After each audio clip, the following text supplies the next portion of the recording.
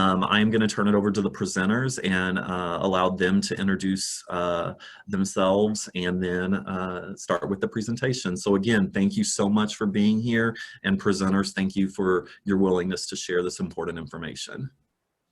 Thank you, Ross, and thank you, Ingrid, for inviting us to participate in this advisor forum. So my name is Pascal Hamon. I'm the academic director at the English Language Institute. As you can tell by my name, I was not born in Missouri. I'm originally from France. I was an international student eons ago.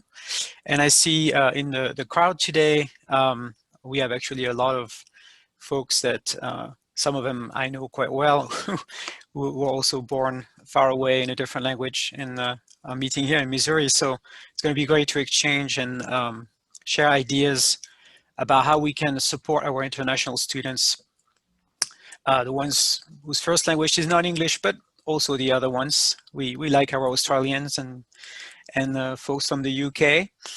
I'm here today with Terry Barakat, who's an academic specialist at the English Language Institute, and Phil Bridges, another academic specialist, both with a very long experience working at the ELI and dealing with international population. So let's get started. I don't know, Terry and Phil, you want to say hi? Hi, everyone. Thanks for coming. All right, so a quick agenda. I'm going to give you a quick introduction about the English Language Institute, in case you guys are not fully familiar with our program. Then we'll look at issues and diagnosis in terms of advising international students. And we'll move on to advising tips. And we'll close with presenting resources that are available at the ELI to support international students further, and information that should be very useful for you as you're advising internationals. So who are we? So the English Language Institute, or ELI, is made of several units. It started way back in 1996 and then has evolved over the years. The original program is in English for Academic Purposes program, where we prepare students before they enter Missouri State University. So you may work with students, advise students who have been through our program before, because it is an option that they have instead of taking a test such as TOEFL to enter the university. They can finish our program. So we focus on the 4 skills of the English language: reading, writing, listening, and speaking. And we offer 20 hours a week of class in 5 8-week sessions. And I'll go back to those details as they relate to advising. We're a non-credit program, and we currently offer face-to-face and synchronous online courses. So our mission is to, like I said, prepare students for the university in terms of their English study skills, but also cultural adaptation. So it's a whole array of things we do. Like I said before, finishing the ELI or the EAP program is an alternative to standardized tests that are accepted by MSU as a demonstration of English proficiency, such as TOEFL, IELTS, PTE, or more recently, the Duolingo test. You can find those information here on the MSU website. So most of the student population, international student population at MSU comes through a standardized test system. And a smaller population comes through our program. And one thing I wanted to stress, because of our current situation and the the world crisis, it has a great impact on the way standardized tests have been given, especially, of course, for fall and starting in March, because all those test centers basically closed around the world. So it was virtually impossible for any international student to take one of those tests for weeks and months. So this forced companies like IELTS, Cambridge, who runs IELTS, and TOEFL, and other companies to move their test online. So students can take the test from their home through a system like Zoom or something similar. And this, because of the, the limited time they had to move online, and of course, the limitation of online assessments in terms of test security, the reliability of those tests, in general, is probably hurt. We don't know to what extent. They try to do their best, but we can expect that students who got in with a valid score high enough, let's say, may not be as proficient as what the score says because of the testing conditions. And also, there was a lot of pressure to maintain international enrollment. So the proficiency requirements were maybe less strict than they were, especially last fall. So we may have a population that will need more support in terms of language coming up. Yeah, what So do you think? something to keep in mind.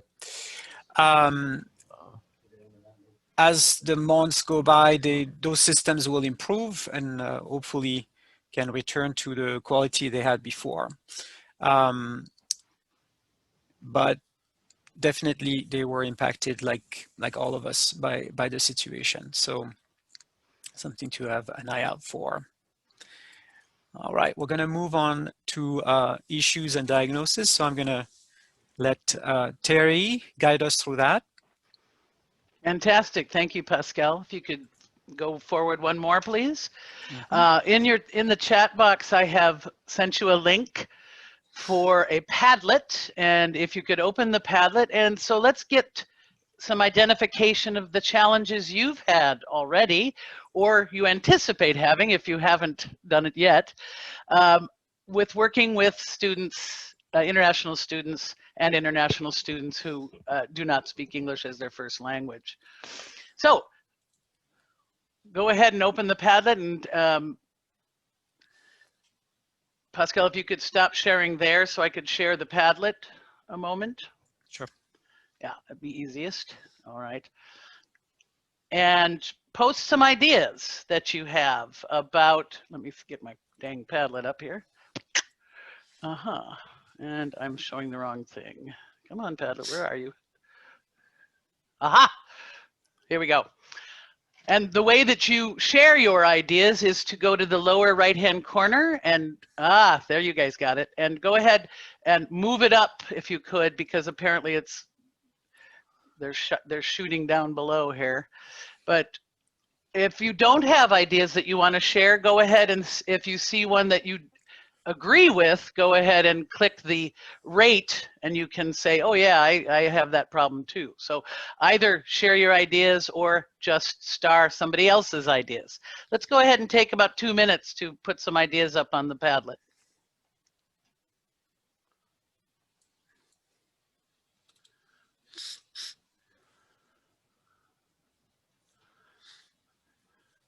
Okay, why are these little... Sorry about this, guys. I don't know why they're all dragging way down here. Let's see if we're getting some common themes going, which we suspect we will. Obviously, we're seeing language as an issue. I see academic integrity. All right. Great.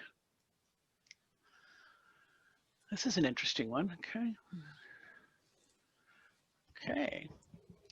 Communicating by email with them. Okay, and the question is that language, is that protocol, an understanding of how to answer and how to use email? Great.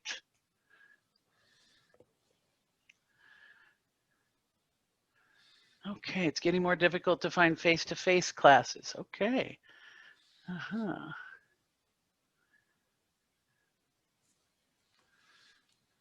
Cultural differences. Okay, great to see that you're recognizing that. Good, good.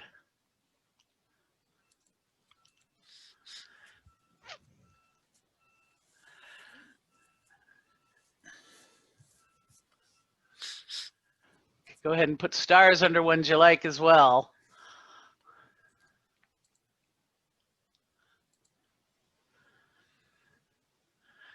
Okay, and so we're starting to see a lot of the same themes here. Great, thank you for your input and experience. I'll go ahead and stop sharing. Pascal, if you can come back on our PowerPoint.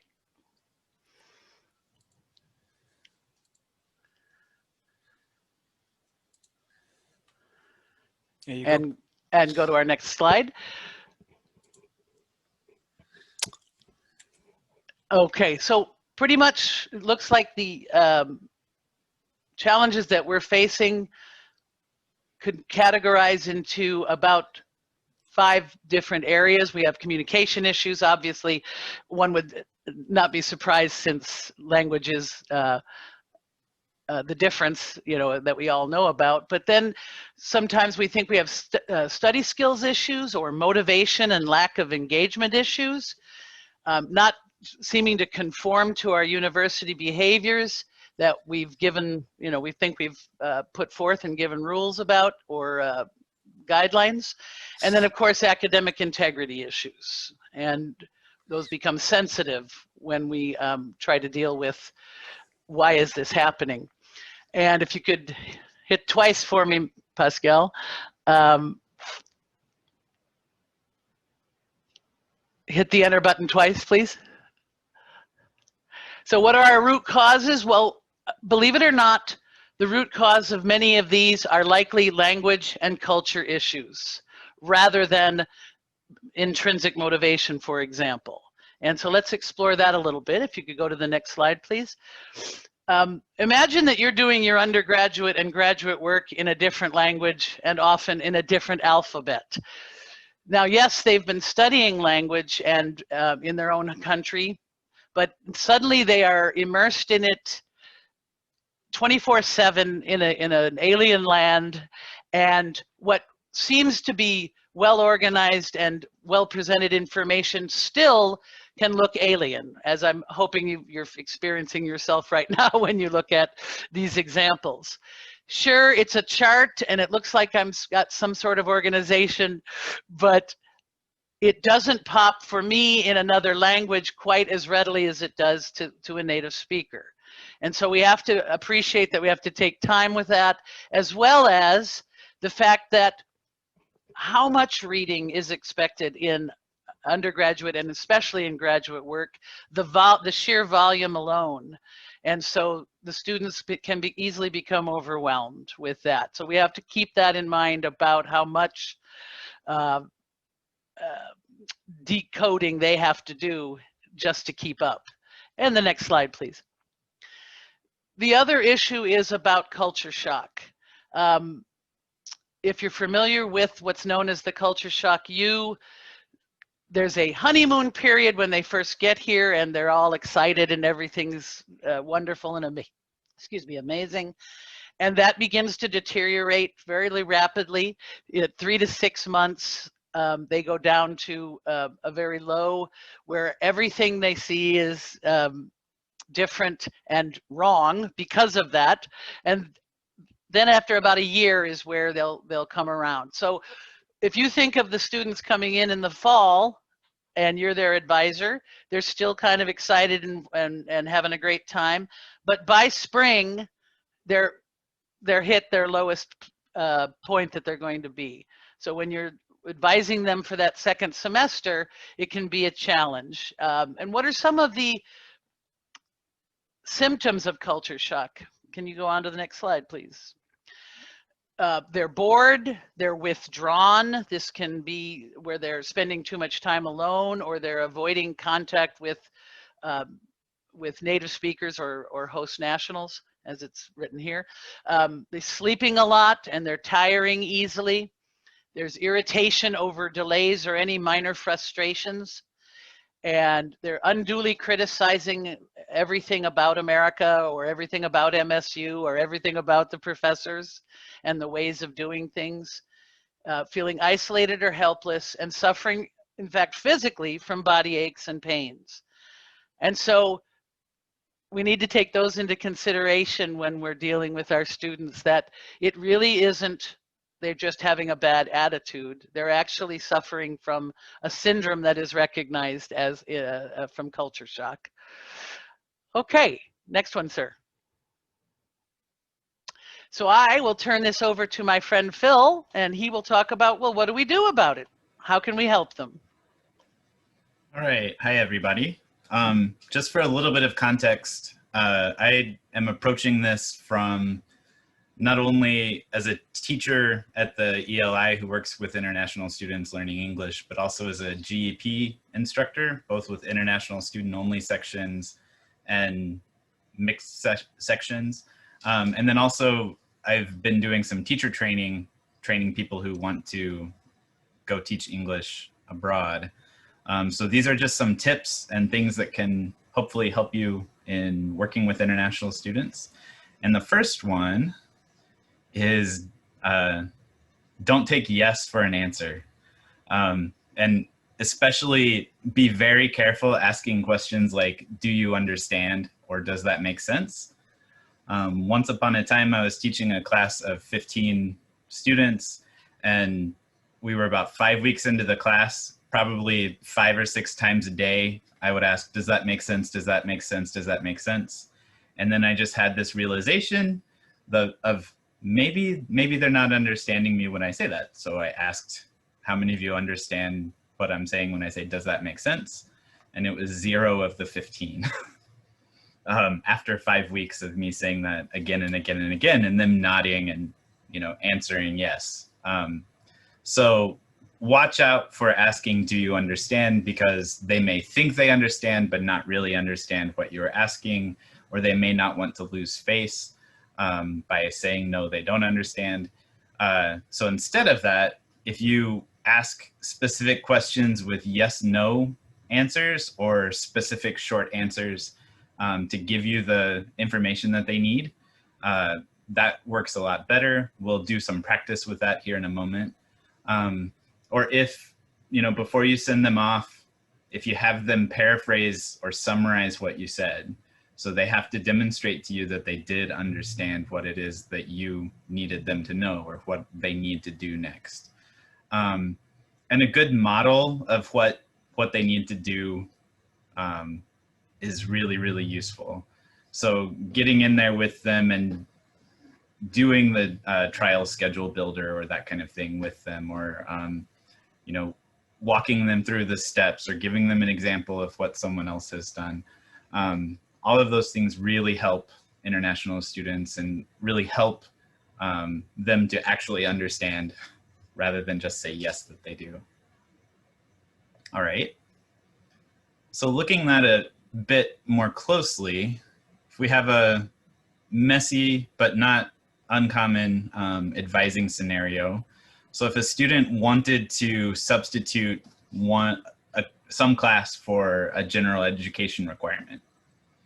All right, so digging, you know, through materials on the web page, I came up with all this stuff here, which reading through it, you know, me as a, you know, GEP teaching, you know, educated university employee, I had to slow down a bit and kind of work through it. But as a student, you know, if they could even find this information, working through all that would be a major, major, major challenge. So, you know, your options as an advisor, you can't walk every international student through everything. You know, they need to become independent. So the first thing that we recommend doing is really work through and what are the essential things that they have to know or that they have to do. So first, identify those things. And so in this situation, it seems like they need to complete this online appeal, or possibly contact someone directly. And then they need to provide various supporting documents to, support their case for an appeal. So those are the things that they need to do. So instead of asking, explaining to them what they need to do, sending them a link to this spot on the web page and saying, do you understand? Where they'll, probably look terrified and nod. Instead, work things through with them a little bit more directly. So try to present things orally and visually. So someone mentioned on the Padlet that email only work with international advisees doesn't go well, and I agree.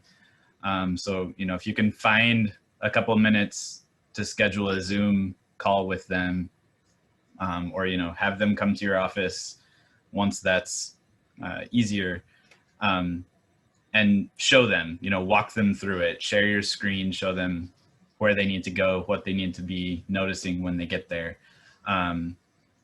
Or, anytime where you can explain things, but then also give it to them in writing, or give them something in writing, but also highlight what the most important things are. The more modes that you can deliver the information, the better it tends to go. And then you want to ask specific questions instead of just, do you understand? So here you might, they need to turn in an appeal online. So you could ask them specifically, do you need to turn in an appeal online? Do you need to fill out this form? And then if they say yes, then great. If they say no, then clearly they didn't understand. And then you could ask, like, do you need to turn in something with your appeal? Yes. What do you need to turn in? Letters. Letters from who? From my advisor or my teacher or whoever. Okay. And then anytime you can give them, a model. So if they need to email a professor, or if they need to email the department head to get permission for something, you giving them a little model email of, hello, my name is blank, my M number is blank, I need to get permission for blank for spring semester. I appreciate any help you can give me with this, blah, blah, blah, blah. Like giving them a little form email, you're helping them out, you're making them more successful in their whatever they need, but you're also training them to do these things more independently the next time. So anything you can do there can help. Phil, could I pop in and say, please, you might be uncomfortable at first feeling like you're being condescending with some of this questioning or this templating, but you're not. Believe me, they actually really appreciate that you make that clarity for them. Because as I said, yes, I speak English and I read English, but I am overwhelmed by what normally I would be able to just glance and see how it's organized. It takes me a lot longer to decode organization. So if you can do that for me, fantastic. So kind of push down that feeling of, am I being childlike with them? No, you are not. You're being clear. Yeah, and more focused, I would add. If you think about what are the essential things that they need to know, and that's what you focus in on. Because I think a lot of the time, I have a colleague who, if you ask him a question about anything, he will give you the history and the policy and every possible thing connected to that. And that's overwhelming. And so thinking about what are the essential things they need to do, I'm going to focus in on that, show it to them, and then check that they've got that before they go.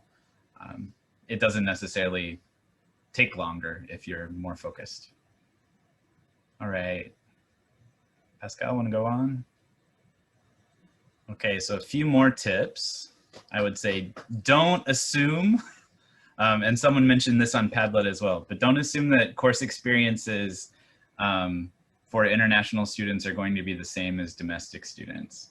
So, I know teaching GEP and just doing some kind of informal advising with students in that capacity, a lot of the time I would say something like, hey, take history or take PLS in your second semester, or take it soon because you took it all in high school and you're going to forget it. soon enough. So try to take it while it's fresh. But those classes can be pretty brutal for international students. They don't, they are not from here. They're not, they don't know all of the things that we know about our history and our politics and our culture. And so those can be very difficult and challenging classes for students that maybe they don't want to take in their first year or first 2 years, because if they get a bad grade, that can cause big problems with their GPA before they have built up, some decent scores already. And for international students, that can have serious effects. So having them delay those classes a little bit might be a good idea. Or, making sure that they know what to expect and to prepare for it going into it. And another thing to watch out for is reading load. You as an advisor, try to think about that when recommending classes for international students, and you might put it on the student's radar, especially in their first year or so. But people, generally don't read as quickly in a second language as they do in a first language. And college reading loads can be heavy for anyone, even really, really fast, effective readers. And so reading will be more of a challenge for an international student generally than for a domestic student. And it's something that they hopefully will not be in 18 hours of reading heavy courses, because that can be a major struggle. Okay. Another thing to reassume, I guess, is international students may not have any idea who you are or why they need to talk to you or what they're supposed to do for you and you're supposed to do for them. So taking the time to go over your role as an advisor and your expectations for them, what they need to bring in, what they need to do before and after meeting with you, what kind of relationship you're wanting or expecting, is really valuable. Just because, again, this goes for any student, but culturally, there can be differences as well. So giving them some kind of advisor syllabus or some kind of documentation, and taking some time to explain what you do is a good idea. And then finally, don't assume that students speak MSU English. So I originally taught GEP with international only students, and I really quickly realized the importance of, I do a whole vocabulary assignment with learning, what different MSU terms mean, what general, university terms mean, different places and offices and things on campus. But international students certainly don't know that. Now that I'm teaching just regular GEP classes, I always do it with my GEP students anyway, because unless they've grown up in the university and have siblings who've been to MSU and who can explain everything, then students don't know all that stuff. So again, modeling, showing them things either on the website or in person, explaining things and checking that they understand the language that you're using is really important. Okay. So just to drive a little bit of that home, when we talk about assumptions about that they're understanding cultural references and knowledge, either that things we're bringing up or things that that they'll need to know for classes like History 121 or 122 or PLS 101. So our neighbors to the north in Canada, what are their 3 branches? Does anyone know? Can you type it in the chat?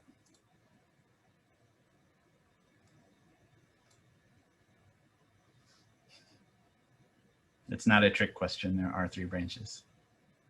Or if someone wants to unmute, someone throw me a bone.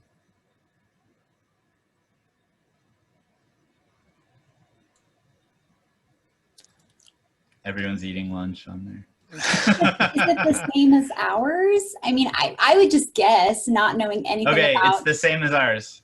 Okay. But so what makes up the executive in Canada?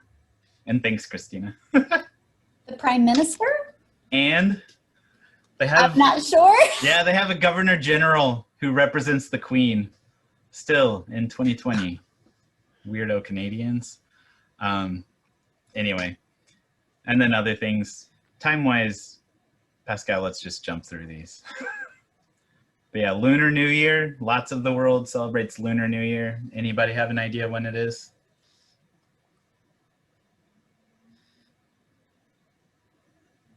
Nobody?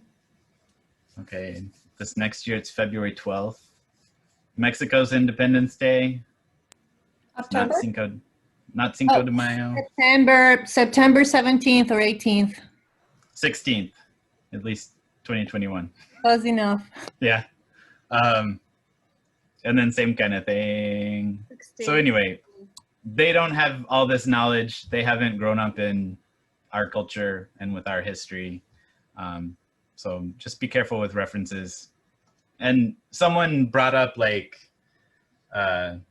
you know, the awkwardness of asking someone where they're from, and, you know, not wanting to come across as biased. And I think just smile and be kind and be open, and genuinely care.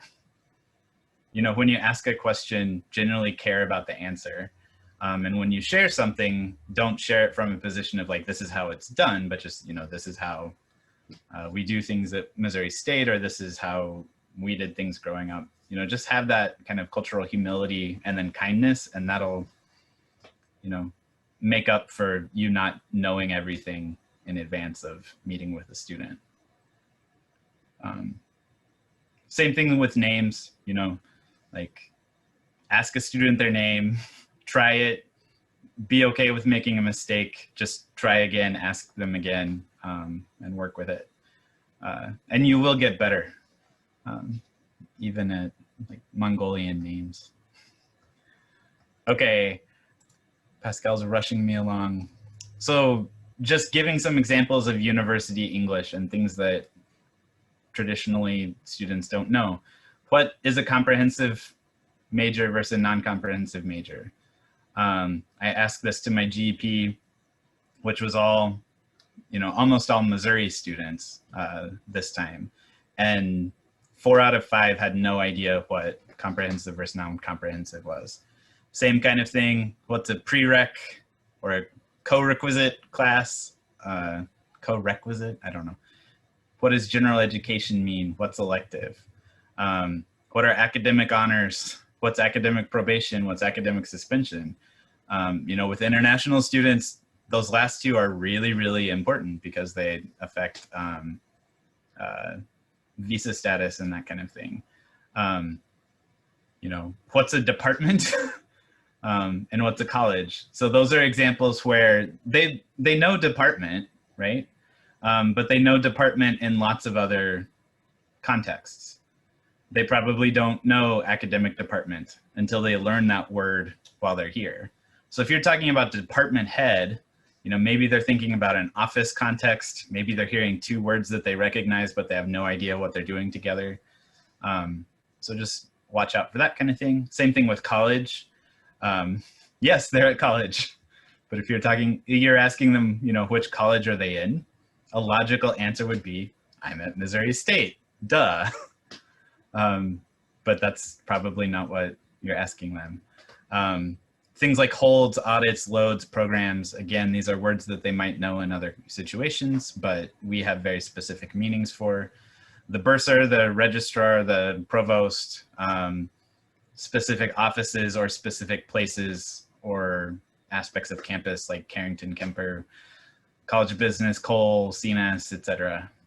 All these things they don't know. You need to, you know, be careful, check that they know them when you're introducing them or using them, and be a teacher. Okay, and then wrapping up my part.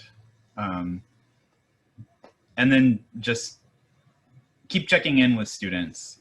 So realize that meeting an advisor for anyone can feel like drinking from a fire hose, but especially as an international student, there are so many new things and so much information. So if you can avoid giving them everything at once, try to, or just, be aware and give them a checklist, give them materials so they can handle that information and process it, maybe not just in the moment that you're meeting with them. And think about how culture shock is affecting them. Think about how 2020 is affecting them. If an international student is here, like, what's the situation like in the country that they're from? What's the situation like here? How are they handling all the 2020 things? Somebody said something in chat. Julie's just pointing out that Oh, probation can mean a lot of different things depending on their lifestyle. Yeah. Yipes. And that could be a teachable moment for explaining the role of an academic advisor as well. You may not be the place they should be heading for legal advice. But that's worth mentioning that in some countries, the academic advisor also helps them get apartments, also helps them get driver's license and things like that. So that's the other thing, is clarify what you don't do, because that's important too. Yeah.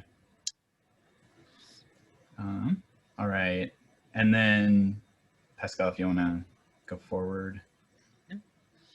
The Academic Advising Center has a document from a few years ago about advising international students that's still on the webpage, but is very handy still. And then various cultural competence resources through the university or community, just ways to become more aware. And international services is always there as well to answer questions and help out both you and the students. But now I'm going to hand it back over to Pascal to talk about some of the things that we at the ELI can help with. Thank you very much, Phil, for all this information. And like Phil said, there are a lot of very good existing material on the website about what we just discussed. We just mentioned international services. Their office provides a lot of help regarding immigration issues, things like this. So I wanted to highlight some of the things we can do at ELI that are more related to language and culture. So the form, the academic care team referral form that all instructors and professors can use to report issues about a student. And this is for advisors and for instructors, but mentioning the ELI on the form if there's you feel that there's a need for language support would be useful, because then we would get notified that the student needs help. So that's I think using this form is a good starting point. And since the system is in place, we want to be part of this and bring the support we can to the student population here. In terms of language diagnostic, if you feel a student needs to, it's sometimes difficult to judge what the issue is, like what skill is maybe weaker than the other, what area they need help with, whether it's pronunciation or could be writing or something. So we at the ELI, we have an assessment center where we have our own in-house diagnostic system. So we can do that for a student who is already enrolled at MSU, and if they take our diagnostics, then we can give them an idea of what they should focus on and what is the problem. If a student needs a more formal proficiency testing, the ELI is also a testing center for the Lingua Skill Test by Cambridge. This is a relatively new English proficiency test. And because we're a test center, it's very easy for the students can take it in our building. We can even give it over Zoom if needed. It's longer, and this one is not free, but it's cheaper than a TOEFL or IELTS, and it is growing in its recognition. So I know sometimes when an international student wants to do a study away, they have to demonstrate English proficiency, and that's one way they could do it with us on campus very easily. Or they may need a test for some other thing because they want to work for a company or something that asks them to have some kind of formal proficiency test. So we have that service at ELI because the nearest IELTS center is in Kansas City. It's not easy to get to. So something to put on your radar. It's relatively new. We started doing this last year. So, and it's entirely graded by Cambridge. We just support the giving the test. We don't score it. As part of the ELI program, we offer something called English Skills in Focus and academic research tutorials. Those are one-on-one language support classes, like tutorials. Typically, we offer them for 6 weeks, for 1 hour a week or 2 hours a week. And this is to address a very specific issue that a student would have.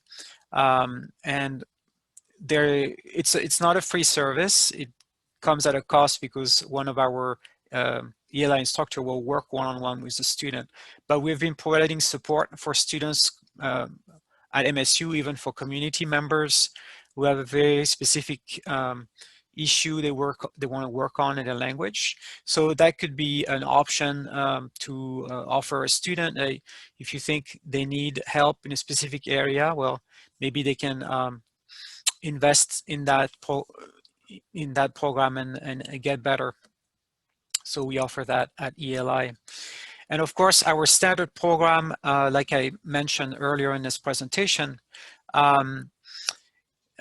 we offer a full-time program, 20 hours a week. But if it is identified that a student needs a specific help in one of the 4 skills area, they could very well take one of our 5-hour classes during one block, 8 weeks. Those classes, like I said before, are not for credit, but they can help maintain a visa status in case a student drops a class mid-semester. So if a student drops an international student, F1 or J1, drops a class mid-semester and they are under-enrolled in terms of immigration, during the second block, they can take one of our classes for further support and development, and that helps them maintain their status, and it doesn't have any impact on the GPA. So if it is needed, it's a good solution. Now, there's also the case of students who are suspended academically. When a student is put on academic suspension, they're supposed to stay home, right? Which is not an option for international students because, of course, they would lose their immigration status. So they need to, if they have to sit out a semester, then they need to basically return home, which is a huge investment, a huge headache, especially with traveling these days. So one option that exists is for them to take ELI courses that are not for credit during that suspension period. And we have had students do that. Because we offer very advanced courses, even a student who has a fairly good level of English can still benefit from taking our exit levels and remain in status during that period. So that's an option that is good to know. And we also are a resource for MSU faculty and staff. We are happy to consult about any issues related to internationals and language problems they might encounter. We'll also have workshops we can give to departments. So if you are in a position in your department you thought it would be valuable for us to share information, please reach out. We'd be happy to do that.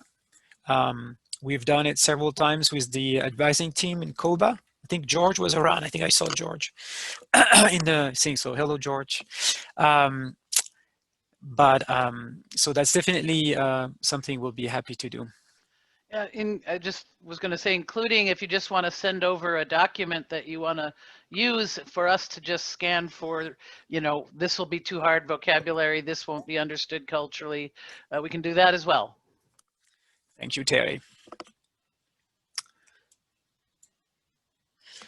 And finally, I would like to highlight a few initiatives that exist that we are involved in that you may not be aware at the university.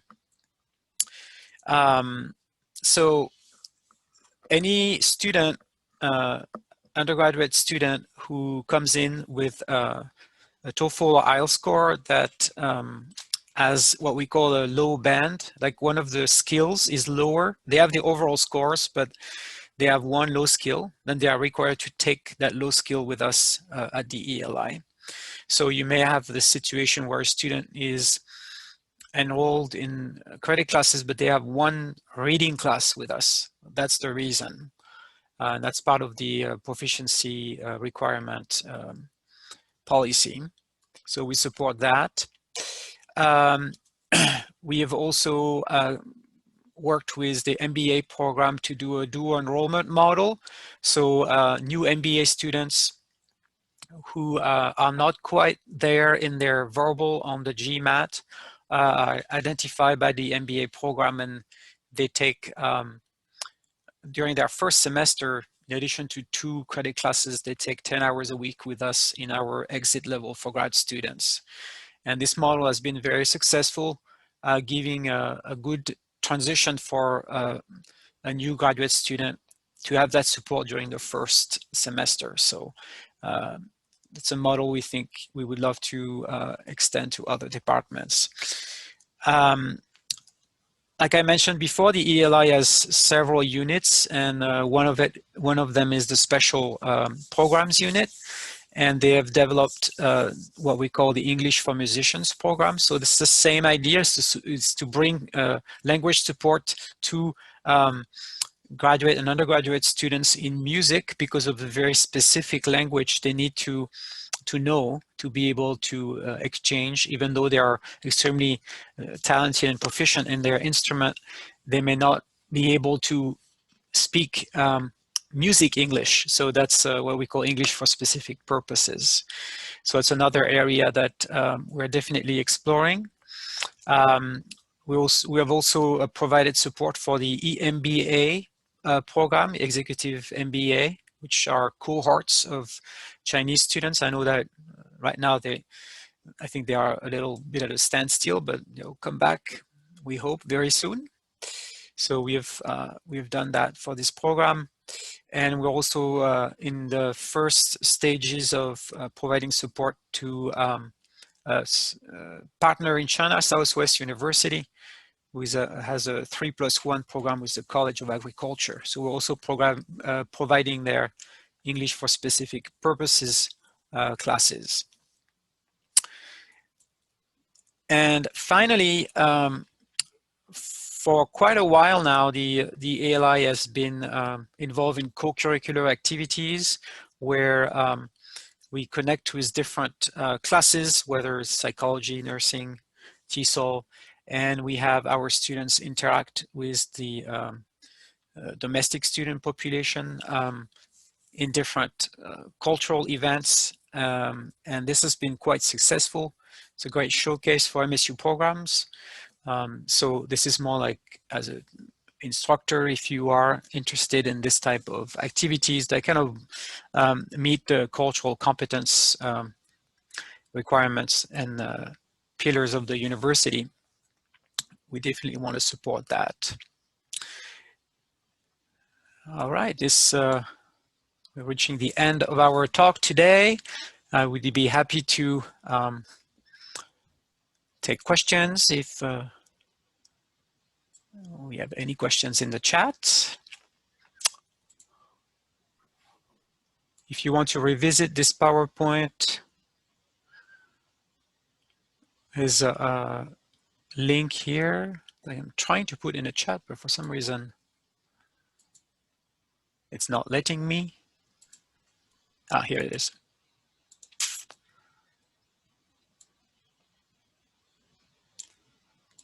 Here we go.